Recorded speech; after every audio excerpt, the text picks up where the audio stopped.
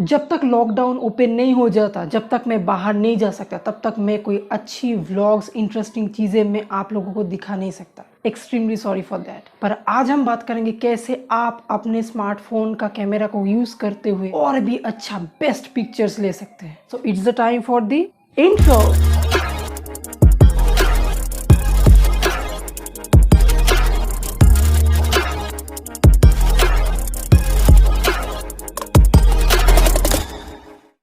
So let's learn about the manual mode. जब आप अपने कैमरा ऐप को ओपन करते हैं तब वो ऐप ऑटो मोड में रहता है। पर if you want the best picture from your smartphone then you should obviously shift to the manual mode. और मैनुअल मोड में रहता है ISO, shutter speed, colour filter और बहुत कुछ। चलिए थोड़ा ब्रीफली जान लेते हैं इन सब के बारे में। सो एट फर्स्ट मैनुअल फोकस।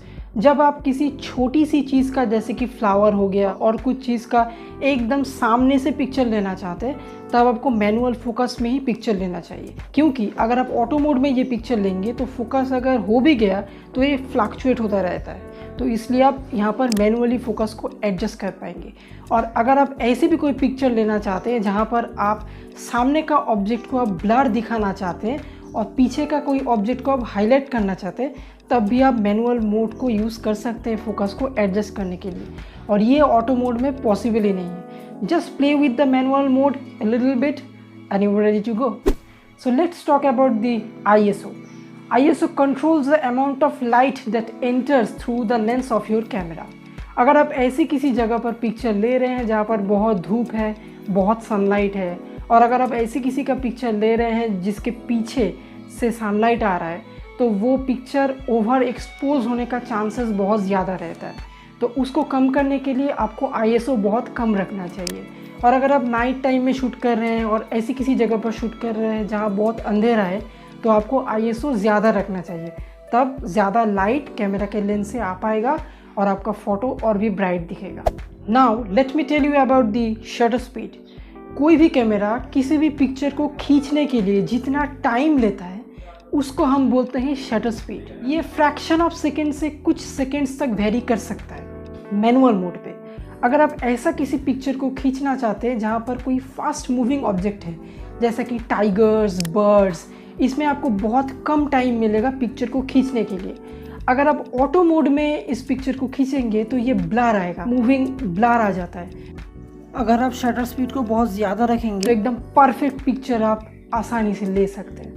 अब बात करते हैं शटर स्पीड को कब हमें कम में रखना चाहिए। लाइट ट्रेल्स, ऐसा पिक्चर लेने के लिए हमको शटर स्पीड कम में रखना चाहिए, पर इसके लिए एक सेपरेट वीडियो बनाने वाला हूँ, so stay tuned for that. तो अभी बात करते हैं कलर फिल्टर्स और वाइट बैलेंस के बारे में। तो कलर फिल्टर्स और वाइट बैलेंस करता क्या है कि जब आप पिक्चर को खींच रहे हैं, अगर आप इसको यूज़ करेंगे तो ये रेडिश टिंट, एक कलरिश लुक देता है अपने पिक्चर को, और ये दिखने में बहुत अच्छा लगता है। तो आपको ये ज़रूर इस्तेमाल करना चाहिए, राइट?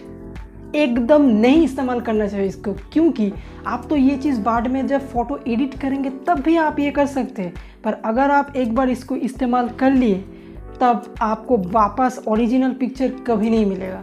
तो I don't recommend using it. अगर आपको ज़रूरत पड़े तो बाद में आप वैसा एडिट हर टाइम कर सकते हैं। सोचिए आप एक जगह पर पिक्चर ले रहे हैं और उस पिक्चर में ही एक साइड में बहुत धूप है और एक साइड में बहुत अंधेरा है। तो धूप वाले साइड के लिए आपको ISO बहुत कम रखना पड़ेगा, नहीं तो फ़ोटो ओवर एक्सपोज हो जाएगा। और इस अंधेरे वाले साइड के लिए आपको ISO बहुत ज़्यादा रखना पड़ेगा, वरना अंधेरा और भी ज़्यादा बढ़ जाएगा। पर एक ही पिक्चर में आप ISO को ऐसे कैसे कंट्रोल कर पाएंगे? Here comes the use of the HDR. HDR stands for High Dynamic Range. What HDR does is HDR takes multiple pictures in different ISOs and combines the pictures to get the best possible result. तो ऐसे scenario में जहाँ पर धूप अंधेरा सब mix हुआ है, इसी केस में आप HDR का इस्तेमाल कीजिए and you will get the best possible result.